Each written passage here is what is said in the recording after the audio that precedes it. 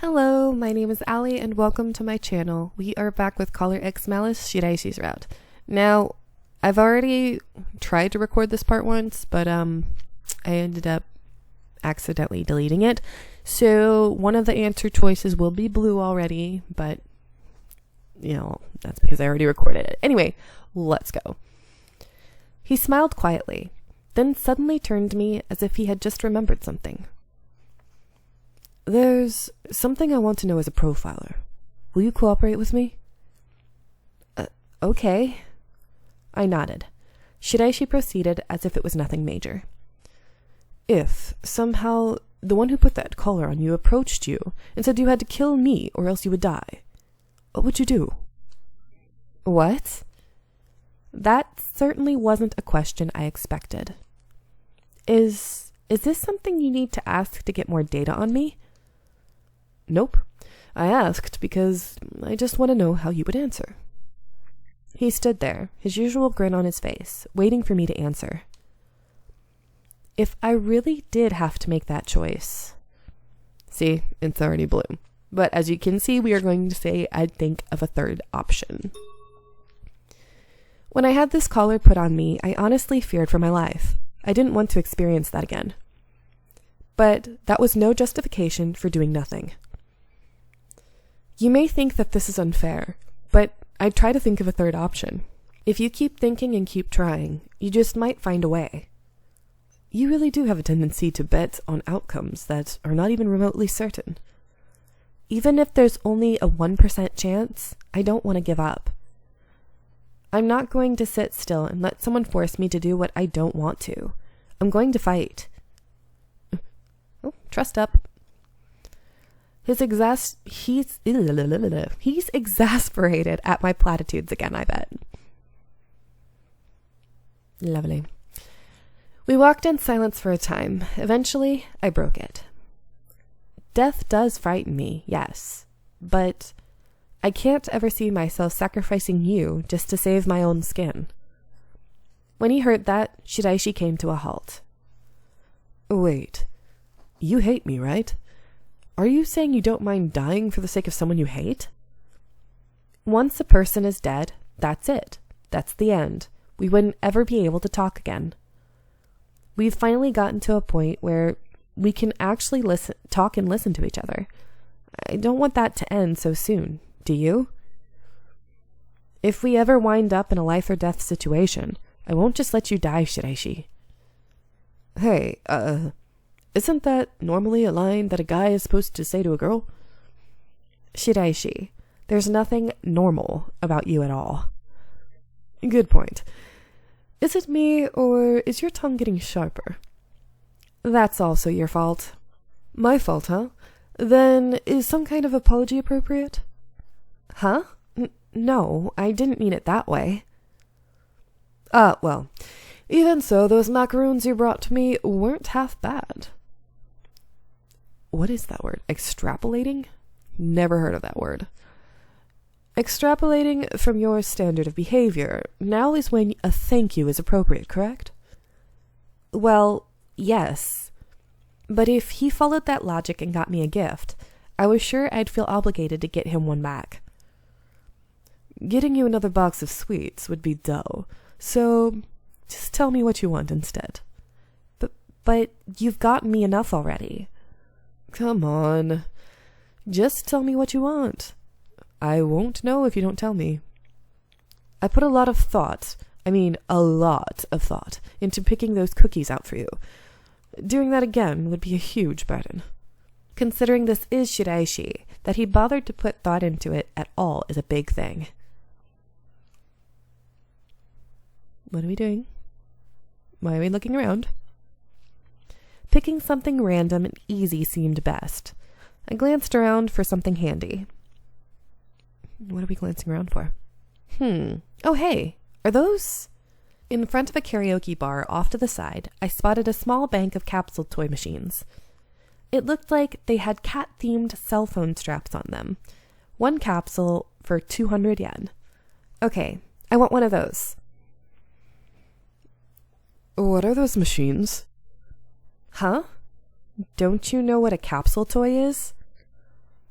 Nope. I don't bother learning anything that isn't of any directly applicable use. Applicable, whatever. Wow. So there are things in the world that you don't know.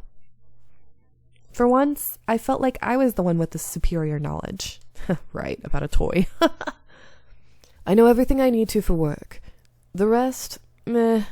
These are a type of toy, yes? Right. They're called capsule toys, and I thought about trying to explain it, but it was probably better just to show him.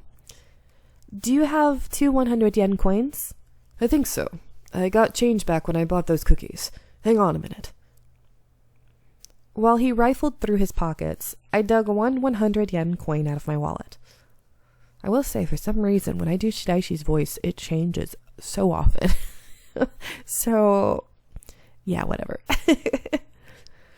Okay, now what? You take the coins and put both of them at the top of this dial. I put the coins in and turn the handle.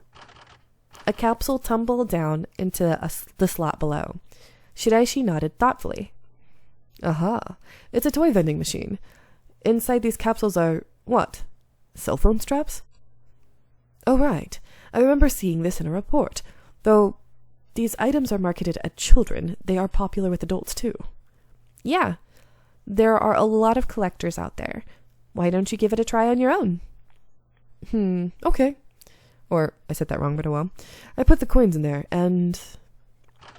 Watching Shiraishi fumble around as he bought a capsule toy for the first time was cute. I felt a little smile tug at my lips. My brother and I loved these when we were kids. It took forever to get the ones that we wanted. Huh. The random nature of it stimulates a person's speculative spirit, triggering repeat purchases.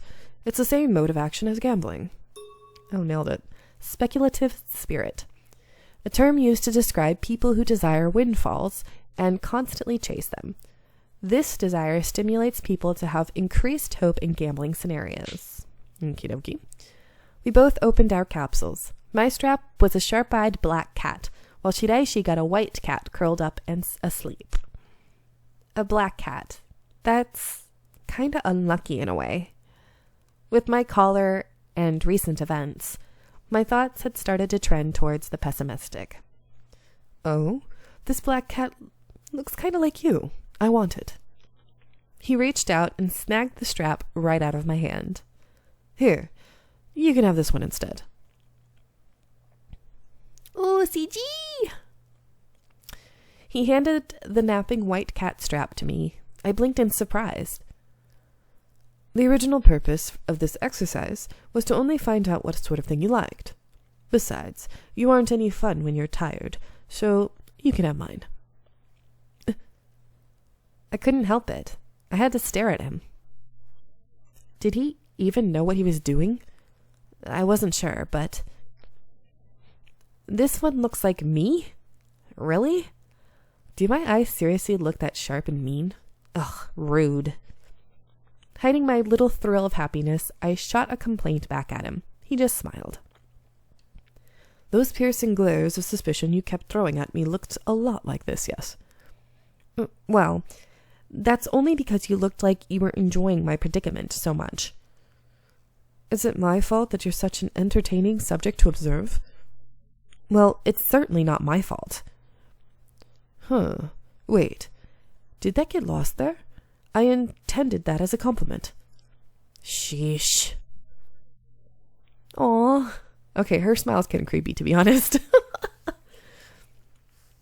Something about bantering back and forth with him like this brought a smile to my face. Look at his face. He looks so confused. Oh, well, thank you. You know, that's the first time you've smiled like that at me. Is it? Yeah. I'd thought up several possible methods, but... So this makes you smile, huh? Hey, this is no minor thing to me, you know. I'll take good care of this strap. I pulled out my cell phone and quickly attached the kitty strap to it. It's white, and it's a cat that Shiraishi gave to me. I'm sure it has to be lucky. You know... Yes? Kitty firmly attached to my phone, I looked up, our eyes met. Never mind. What was he going to say? I want to know. Shiraishi suddenly looked away, whirling around and walking off. Wait up. I was left behind, hurrying to try to catch up with him. By the time we reached the office, Yanagi and Inamoto were eating dinner. Bowls of steaming white rice, miso soup, and pork katsu were on the table. Wait, this isn't takeout. Someone cooked it. When I blinked in surprise, Inamoto, soup bowl in hand, puffed out his chest in pride. Well, amazing, isn't it? Mr. Yanagi made this whole spread, from scratch even. No way. Private detective work isn't all that lucrative. Gotta scrimp and save yen where you can. Former Section 1 officer, well-liked, generous, and it turns out he can cook too. I'm starting to wonder if Yanagi has any flaws at all. Wow, you are really amazing, Yanagi. It's something you learn when you live alone. Not everybody. There are a lot of people who can't be bothered to cook. Yeah, right. And Mr. Yanagi even makes sure it's all nutritionally balanced too. I cook for myself occasionally, but I have to admit I'm lax on balance. I need to work on that. Is cooking for yourself really that impressive a thing? Why not just go eat out? Eating out is easier, yeah, but fast food and stuff like that isn't healthy for you. I bet you eat out all the time, don't you, Shiraishi? What's wrong with that? I don't need to save money like Yanagi does. I'd suggest not saying that around people who do have to save. You're rubbing salt in the wound. Aha. Come to think of it, you do seem like the type who'd save even loose change in a jar. Hey, what's wrong with that? Saving money is important, and you should do it however you can. Isn't that right, Yanagi? Why are you dragging me into this? Oops, sorry. I've been thinking this for a while now, but you are pretty sweet on him, you know? I'm not sweet on him. We've only interacted a few times, but I can already tell that he's a very reliable and dependable person. I'm older than he is. Age has nothing to do with it. Uh-huh. So you're saying that the problem is with me specifically. I'll just leave that to your imagination. We had gone back and forth a few times when I felt eyes staring at the side of my head. Whoa, you're seriously holding your own against Shiraishi. It's nothing like when you first met. I guess when you work together for a bit, you loosen up and talk to each other, huh? Not really. I just figured out that holding back and being polite isn't necessary around him. You are so much less fun to tease now that you're actually learning from it, lady. Oh, wait. Hold on a sec. Did I actually just hear Shiraishi use your name? Her first name, even? What? Jealous? Oh, wait. You are a really, really late bloomer, aren't you? I'm not. It's just, I've never heard you call a woman by her first name before. Come to think of it, Yukai is the only other name you use, and that's her last name. Why did you decide to use my first? Huh? Because it fits you better. Better. What other reason do I need?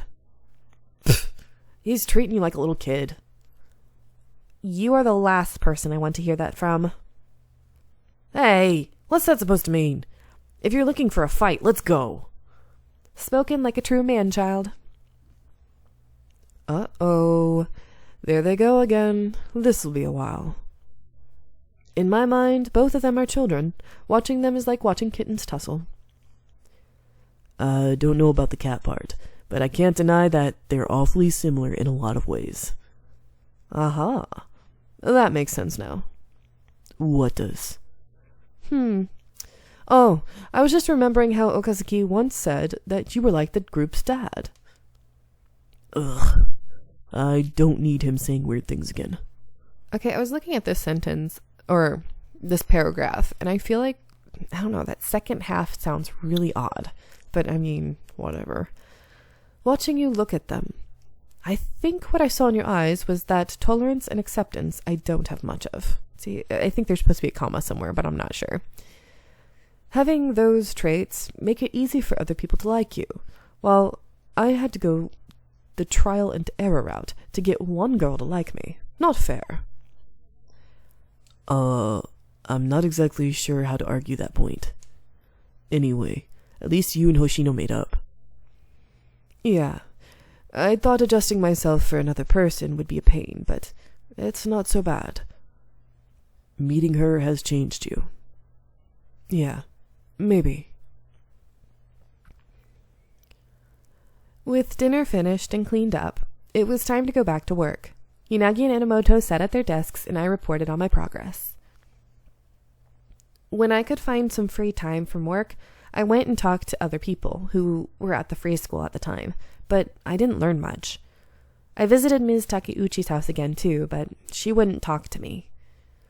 Like I told you earlier, I've done a little digging around on her myself, especially that one tidbit she let slip. Flashback. What? What did you expect me to do? I had no choice. I had to. If I could have stopped him, I would have. Believe me, I would have. But I couldn't. I think it's probably a different voice, but oh well. There had to be some kind of meaning to those words that she'd said with such pain. Hearing that Shiraishi had looked into that made me curious about what he'd found. Shiraishi pulled out a list of people involved in the free school, pointing at the line for the student's guidance counselor. School, whatever. Yurine Uno? Under her name there was a footnote. Death by S, which, like I said in another chapter, I don't know if we can say that word, and YouTube can be picky, so And I know this game probably has a lot of words that I shouldn't be saying, but whatever. Age 38.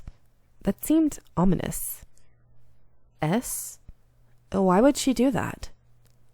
I read the notes added below. Attempted M/S with her 2 children. Husband tried to intervene. She killed them. Or is it killed him? Killed him, whatever. Oops. Hysterical, she fled the house to an empty apartment where she took her own life. That was 10 years ago? The September case was closed abnormally fast with evidence from the scene and Tsunemori's confession. However, it is also true that in their hurry to get anybody arrested, the police ignored several pertinent questions. Given they were going nowhere with the other cases, they probably just wanted this one closed. From what I've dug up so far, Ms. Takeuchi is not as unconnected as she'd like us to believe. She isn't? But 10 years ago. Flashback. Yes, exactly. Goodness. Has it already been 10 years? Poor Satomi was such a wreck after she finally quit that place. Remembering what the old lady had said, I looked back down at the list. 10 years ago. That's the same year that she quit, right? Right. When I looked a little deeper, she quit directly after this woman commuted S. That alone is enough to tell me she's involved. I went back and reread the reports on Yurine Uno's S and the events that surrounded it. There is no doubt that what happened 10 years ago was an S. However, she left no note. Thus, following procedure, the police questioned Ms. Takeuchi, who worked together with and was the same age as the deceased. The postulated cause was a nervous breakdown. Oh my god, that airplane is so loud. I do apologize if you hear that, which you probably don't. I may sound like a crazy person, but anyway. The postulated cause was a nervous breakdown from the stress of childcare. Apparently, there was a complaint from a parent about trouble between her and a student. Evidence suggests she was emotionally unstable. Her emotional issues led to a mental breakdown, and she attempted to kill herself and her kids. Having your own mother try to kill you. And she did wind up killing her father, their father. That alone was to be trauma enough, but then to have your mother kill herself right after. I feel so bad for her children.